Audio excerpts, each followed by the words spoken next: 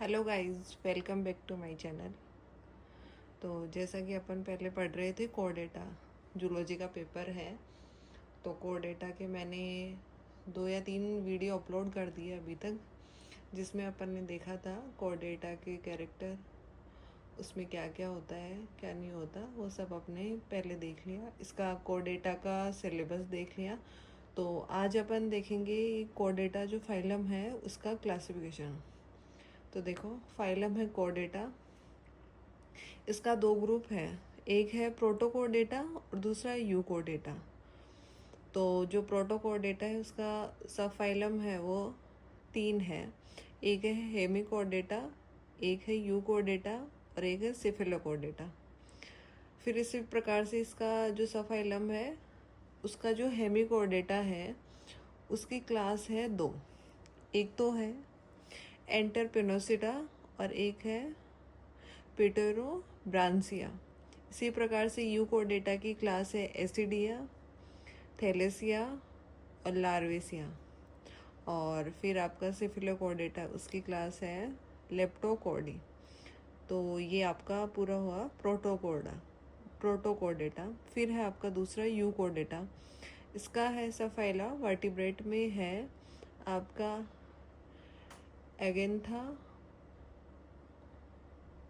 और जिनोस्टोमा। फिर एगेंथा की कोई क्लास नहीं है और जिनोस्टोमा की क्लास है सुपर क्लास पिसीज और टेट्रापोड्स। तो देखो, फिसीज की भी फिर 3 क्लास है, प्लेकोडर्मी, कॉन्ड्रियोसाइटिस, ऑस्टियोसाइटिस। ये पिसीज की क्लास है। फिर है आपकी टेट्रोपोडा की क्लास है, वो है आपकी 4 क्लास, एम्फीबिया, रेप्टाइल्स, एविज और मैमेलिया। तो ये है आपका पूरा कोडेटा का क्लासिफिकेशन। तो आपके जो 3 सेक्शन है, ए बी और सी। तो मैंने ए अभी आपको पढ़ाना चालू किया है, जिसमें अपन ने जनरल कैरेक्टर देखे हैं कोडेटा के और उसका क्लासिफिकेशन देखा है। तो अपन पढ़ेंगे अब आगे इनके मेंबर जीनस पढ़ेंगे। तो देखो, अपन पढ़ेंगे हर्डमानिया। जैसा कि मैंने आपको अभी बताया था कि फाइलम है कॉर्डेटा, उसका क्लासिफिकेशन अभी बताया था। तो सबसे पहले अपन देखेंगे जो हर्डमानिया है उसका क्लासिफिकेशन। फाइलम है कॉर्डेटा, सब फाइलम है वो यूरोकॉर्डेटा, क्लास है वो एसिडिएसी, सब क्लास है वो प्लूरोगोना, ऑर्डर है वो स्टिलो ब्रांचिया और जीनस इसका हर्डमानिया। तो ये तो हो गया इसका क्लासिफिकेशन। फिर देखेंगे इसका जियोग्राफिकल डिस्ट्रीब्यूशन कि ये जो हर्डमानिया है वो कहाँ पे पाया जाता है। तो इसके पूरे वर्ल्ड में इसकी टोटल स्पीसीज है वो 12 है, बट 12 में से अपनी इंडिया में पाई जाती है 4। 4 के नाम मैंने मेंशन किए हैं, या आपके जो छोटे क्वेश्चन आते हैं ना शॉर्ट, उसमें भी आ सकता है कि एक हर्डमानिया के स्पीसीज का नाम बताओ। तो पहला है हर्डमानिया पेलिडा, दूसरा है हर्डमानिया मारुटियाना, तीसरा है हर्डमानिया सिलोनिका, चौथा है हर्डमानिया इनुरेंसिस। तो ये 4 स्पीसीज है हर्डमानिया की जो इंडिया में पाई जाती हैं। फिर है आगे आपका हैबिट एंड हैबिटाट, मतलब ये कहाँ पे पाया जाता है हर्डमानिया। तो ये समुद्रीवासी जंतु है, मतलब ये समुद्र में पाया जाएगा। समुद्री किनारों पर छिछले जल में पाया जाता है, मतलब जो छिछला जल होता है समुद्री जो किनारों पे, उनमें ये हर्डमानिया पाया जाता है। हर्डमानिया को देखो, इसका दूसरा नाम है समुद्री फवारा या सी स्क्वाड। तो इसको क्यों बोलते हैं हर्डमानिया को? तो देखो, हर्डमानिया अपनी बॉडी को संकुचित कर जल को ब्रेंचियल और एट्रियल पोर द्वारा बाहर पिचकारी की भांति निकाल सकता है।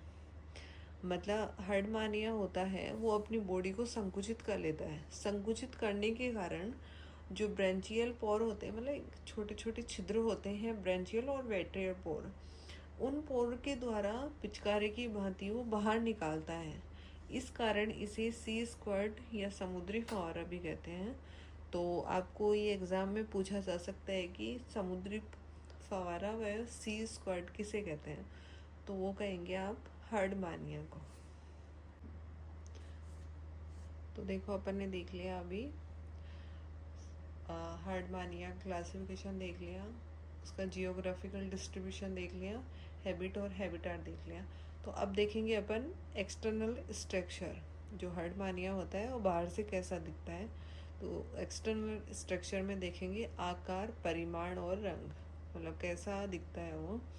तो जो हर्डमानिया होता है उसका शरीर चपटा और आयताकार होता है, और वयस्क जंतु होता है 9.5 सेंटीमीटर लंबा, 7.0 सेंटीमीटर चौड़ा और 4.0 सेंटीमीटर मोटा होता है। तो ये हो गया हर्डमानिया की लंबाई, चौड़ाई और मोटाई। और इसका कलर होता है वो होता है पीले, भूरे और लाल भूरे रंग का। ठीक है। अब है बॉडी स्ट्रक्चर। बॉडी स्ट्रक्चर मतलब क्या होता है, इसकी बॉडी में कितने पार्ट्स होते हैं? तो बॉडी होती है वो चोल या टेस्ट द्वारा कवर्ड रहती है, मतलब एक बाहरी कवर पाया जाता है जिसे टेस्ट और या चोल कहते हैं। यह दो भागों में बटा होता है, मतलब इसकी जो बॉडी होती है वो दो भागों में बटी होती है, एक तो बॉडी प्रॉपर और एक फुट। दो भाग होंगे, बॉडी प्रॉपर और फुट। तो पहले देखो बॉडी प्रॉपर। शरीर का दूरस्थ स्वतंत्र भाग वास्तविक देह कहलाता है। मतलब शरीर का जो सबसे दूर का भाग होता है, जो स्वतंत्र होता है, उसे वास्तविक देह कहते हैं। यह निचले भाग या पाद की अपेक्षा अधिक चौड़ा व लंबा होता है। जो बॉडी प्रॉपर होता है वो निचला जो भाग होता है फुट, उसकी अपेक्षा चौड़ा होगा और लंबा होगा। बॉडी प्रॉपर पर दो बेलनाकार परवर्ध होते हैं जो ब्रेंचियल और एट्रियल साइफन कहलाते हैं, मतलब एक उभार से निकले रहते हैं दो बेलनाकार, उसे ब्रेंकियल और एट्रियल साइफन कहते हैं। फिर देखो फुट। फुट होता है वो आपका टेस्ट और ट्यूनिक का बना होता है। फिर देखो आगे फुट होते हैं वो चिपकाने में हेल्प करते हैं। जो हर्डमानिया जो जीव होते हैं वो चिपकते हैं फुट के द्वारा। चिपके रहने से फुट गंदे रंग का एवं खुरदरा होता है, मतलब फुट गंदे हो जाते हैं चिपकने के कारण और खुरदरे भी हो जाते हैं। और इनकी लंबाई होती है 3 से 4 सेंटीमीटर लंबे होते हैं। तो मैंने आपको बताया जो फुट होता है वो टेस्ट और ट्यूनिक का बना होता है। तो अपन देखेंगे टेस्ट और ट्यूनिक होता क्या है। यह शरीर का बाहरी, मोटा, अल्प पारदर्शी रक्षात्मक आवरण है। मतलब ये क्या होगा, सबसे बाहर होगा, मोटा होगा और अल्प पारदर्शी मतलब दिखेगा कम, और एक प्रोटेक्टिव लेयर के रूप में कार्य करता है। जो ट्यूनीशियन नामक सेलुलोज का बना होता है, मतलब एक सेलुलोज होता है ट्यूनीशियन, उसका बना होता है। इसमें प्रोटीन व अकार्बनिक लवण सूक्ष्म मात्रा में होते हैं। मतलब जो प्रोटीन और अकार्बनिक लवण होंगे वो बहुत ही कम मात्रा में होंगे। यह असेसरी रेस्पिरेटरी ऑर्गन और सेंसरी ऑर्गन की तरह भी कार्य करता है। मतलब दो ऑर्गन का कार्य करेगा, एक तो रेस्पिरेटरी ऑर्गन और एक सेंसरी ऑर्गन, दोनों का कार्य करता है। ये 4 से 8 mm मोटा होता है। फिर नीचे देखो टेस्ट कोमल उपास्थि समान संरचना का बना होता है जिसमें निम्न भाग होते हैं। मतलब कोमल जो उपास्थि के समान भाग होता है उसमें निम्न भाग होते हैं। पहला होता है जिलेटिनियस मैट्रिक्स, मतलब मैट्रिक्स के रूप में इसमें कुछ भरा होगा। फिर है वेरियस टाइप ऑफ कार्पल्स, फिर है फाइब्रिल्स, फिर है ब्रांचिंग ब्लड वेसल्स, और फिर है कैलकेरिस स्पिकुलस। तो ये 5 भाग होते हैं उसमें। तो ये आगे देखो टेस्ट का फंक्शन क्या होता है। जैसा कि मैंने आपको बताया ये प्रोटेक्टिव लेयर के रूप में भी होता है। तो देखो पहला ये फंक्शन हो गया इसका कि जो टेस्ट होता है वो प्रोटेक्टिव शीथ होता है जो सपोर्ट प्रदान करता है हर्डमानिया की बॉडी को। वेस्कुलर एम्पुला रेस्पिरेशन का कार्य करता है। ये हो गया आपके टेस्ट के फंक्शन। फिर है आपकी मेंटल और बॉडी वॉल। ये होता है टेस्ट के नीचे, मतलब जो टेस्ट होगा उसके नीचे उपस्थित संरचना को मेंटल और बॉडी वॉल कहते हैं। तो अब देखो मेंटन में 3 सेलुलर लेयर होती है। एक तो होती है आउटर एपिडर्मिस, एक होती है मिडिल मेसेंकाइम और एक होती है इनर एपिडर्मिस। मतलब जो मेंटल या बॉडी वॉल होती है, वॉल का मतलब होता है भित्ति। भित्ति मतलब 3 भागों से मिलकर बनी होती है।